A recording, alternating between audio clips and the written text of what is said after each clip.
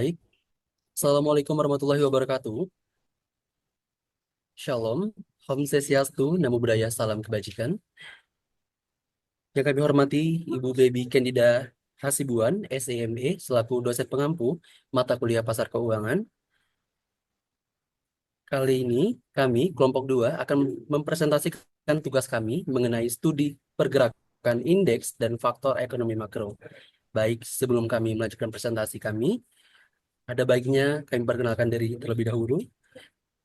Perkenalkan, nama saya Muhammad Angga Lubis dengan NIM 2371103 023. Perkenalkan, nama saya Siti Rohana Sibuan dengan NIM 231703049. Perkenalkan, nama saya Yusuf Abdillah Putra Munte dengan NIM 231703097. Perkenalkan, nama saya Fredrik Ananda Sembiring dengan NIM 231703091. Perkenalkan, nama saya Fitri Dawati Burpurba dengan NIM 231703038. Perkenalkan, nama saya Pirani Sinaga dengan NIM 231703054. Perkenalkan, nama saya Radiam Prawira dengan NIM 231703098. Baik, kita langsung saja ke pemaparan materi mengenai studi yang kita bahas pada kali ini. Yang melatar belakangi adalah pasar modal mendukung ekonomi dengan mempertemukan investor dan emiten. Indeks saham seperti IHSG mencerminkan kinerja pasar dan dipengaruhi faktor makroekonomi seperti inflasi, suku bunga, nilai tukar, dan PDB. Di Indonesia, kebijakan global dan domestik mempengaruhi IHSG. Pemahaman hubungan ini penting untuk strategi investasi dan kebijakan ekonomi. Baik, di sini ada rumusan masalahnya. Yang pertama, bagaimana pengaruh variabel ekonomi makro seperti inflasi, suku bunga, nilai tukar, dan pertumbuhan ekonomi terhadap pergerakan indeks saham di Indonesia. Yang kedua, apakah fluktuasi indeks saham dapat dijelaskan oleh perubahan kondisi ekonomi makro dalam jangka pendek maupun jangka panjang? Dan yang ketiga, faktor ekonomi makro manakah yang paling dominan mempengaruhi pergerakan indeks saham di pasar modal di Indonesia? Nah, tujuan dari penelitian ini yang pertama, menganalisis pengaruh variabel inflasi, suku bunga, nilai tukar, dan pertumbuhan ekonomi terhadap pergerakan indeks saham di Indonesia. Yang kedua, menilai sejauh mana fluktuasi indeks saham dapat dijelaskan oleh perubahan kondisi ekonomi makro dalam jangka pendek dan jangka panjang. Dan yang terakhir ada mengidentifikasi variabel ekonomi makro yang paling dominan berpengaruh terhadap indeks saham untuk memberikan rekomendasi investasi dan kebijakan ekonomi. Selanjutnya, kita akan masuk ke dalam manfaat penelitian yang terbagi menjadi dua, yaitu yang pertama, manfaat teoritis, yaitu memberikan kontribusi dalam pengembangan literatur keilmuan di bidang ekonomi, khususnya mengenai hubungan antara pergerakan indeks saham dengan indikator ekonomi makro seperti inflasi, suku bunga, nilai tukar, dan pertumbuhan ekonomi. Yang kedua, manfaat praktis, yaitu memberikan informasi dan wawasan bagi investor, analisis pasar, dan pelaku pasar modal dalam mengambil keputusan investasi yang berdasarkan data ekonomi makro. Selanjutnya, yaitu ruang lingkup dan batasan.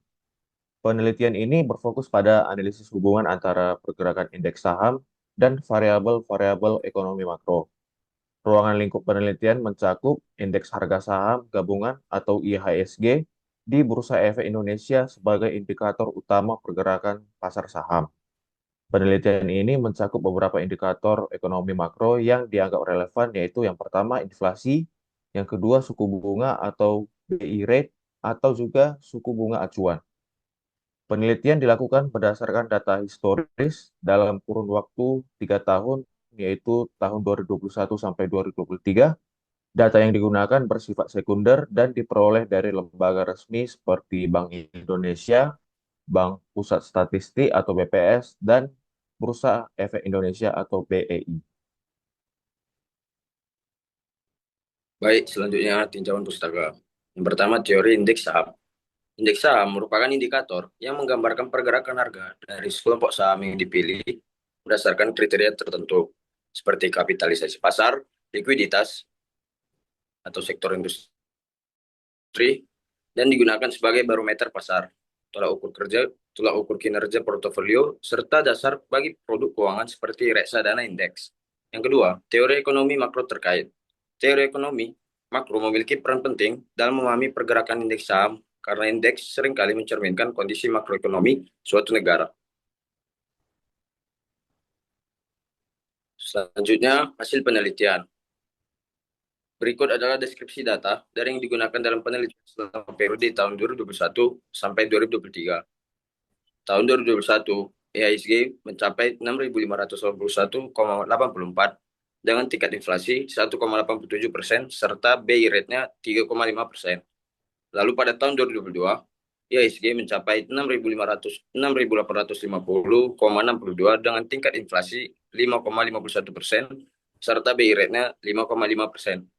Dan yang terakhir, tahun 2023, IHSG mencapai 7.272,80 dengan tingkat inflasi 2,61% serta BI rate-nya 6%. Dari penelitian tersebut dapat disimpulkan yang pertama, IHSG menunjukkan peningkatan dari tahun ke tahun mencerminkan pemulihan pasar modal setelah pandemi COVID-19. Yang kedua, inflasi mengalami lonjakan pada tahun 2022 akibat faktor global seperti harga energi dan pangan, lalu menurun kembali di tahun 2023. BI rate naik signifikan sejak akhir 2022 untuk merespons inflasi dan menjaga kestabilan nilai tukar. Nah, hasil analisis statistik. Analisis regresi linear berganda dilakukan untuk mengetahui pengaruh suku bunga dan inflasi terhadap indeks harga saham gabungan atau IHSG. Berdasarkan hasil perhitungan menggunakan perangkat lunak statistik, diperoleh ringkasan model sebagai berikut.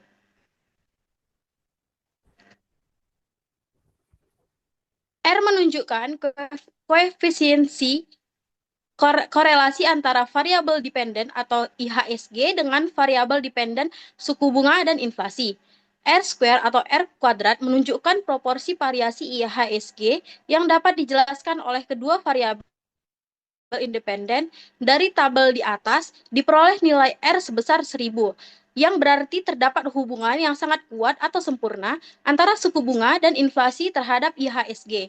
Nilai R kuadrat sama dengan 1000. Menunjukkan bahwa seluruh variasi pada IHSG 100% dapat dijelaskan secara bersama oleh variabel suku bunga dan inflasi. Hal ini menunjukkan bahwa model regresi yang digunakan memiliki tingkat penyesuaian goodness of fit yang sangat tinggi terhadap data yang digunakan.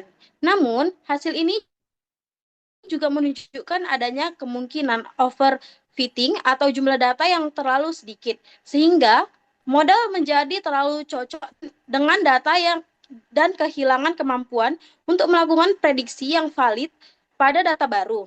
Ketidakadaan nilai adjust R kuadrat dan standard error of the estimate memperkuat indikasi bahwa model ini belum sepenuhnya memenuhi kriteria kelayakan analisis statistik yang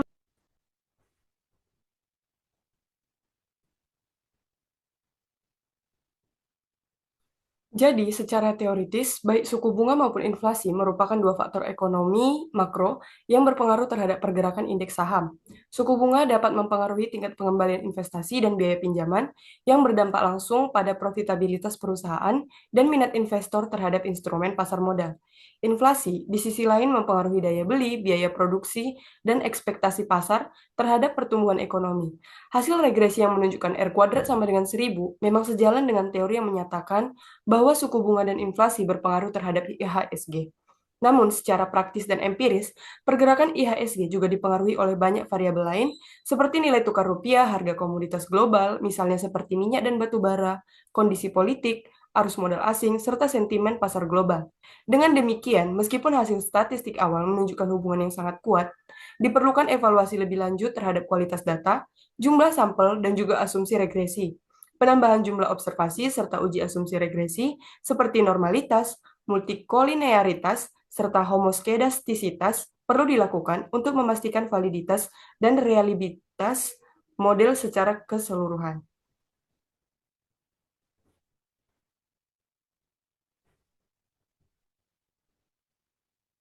Berdasarkan hasil analisis dan pembahasan yang telah dilakukan mengenai pengaruh faktor-faktor ekonomi makro terhadap pergerakan indeks saham di Indonesia, khususnya indeks harga saham gabungan atau IHSG, maka dapat ditarik beberapa kesimpulan sebagai berikut. Yang pertama, suku bunga dan inflasi terbukti memiliki hubungan yang sangat kuat dengan pergerakan IHSG selama periode 2021 hingga 2023. Hasil regresi menunjukkan nilai R kuadrat sebesar 1000, menandakan bahwa variabel-variabel tersebut secara statistik mampu menjelaskan seluruh variasi pergerakan indeks saham dalam periode tersebut. Yang kedua, tren IHSG menunjukkan peningkatan selama 3 tahun terakhir yang mencerminkan pemulihan pasar modal pasca pandemi COVID-19, disertai dengan penyesuaian kebijakan ekonomi oleh otoritas moneter dalam menanggapi tekanan inflasi dan stabilitas nilai tukar. Yang ketiga, meskipun secara teoritis hasil regresi sejalan dengan ekspektasi, secara empiris terdapat indikasi overfitting karena keterbatasan data atau tersebut ter- jumlah observasi terbatas dan variabel independen hanya 2. Oleh karena itu, model yang digunakan dalam sepenuhnya menggambarkan kondisi real pasar modal Indonesia yang kompleks dan dinamis. Yang keempat, hasil penelitian ini menegaskan pentingnya mempertimbangkan indikator ekonomi makro dalam analisis pasar saham, baik untuk kebutuhan pengambilan keputusan, investasi maupun sebagai dasar dalam perumusan kebijakan ekonomi nasional.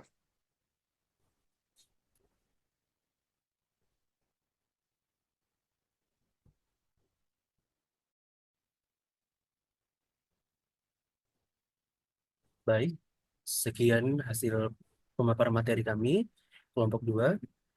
Bagi teman-teman dan Ibu, terima kasih telah menonton hasil pemaparan materi dari kami. Lebih dan kurangnya kami mohon maaf. Assalamualaikum warahmatullahi wabarakatuh.